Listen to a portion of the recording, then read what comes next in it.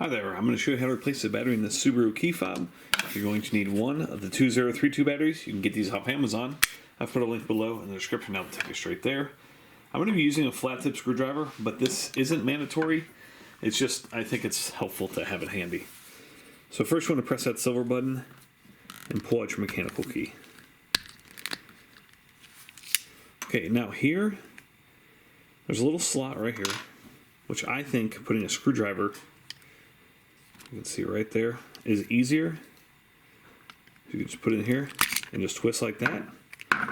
But you can get the key in there, it's just a tighter fit. At this point, remove this tray, and you can either take your key or your screwdriver and just pop up the dead battery right there.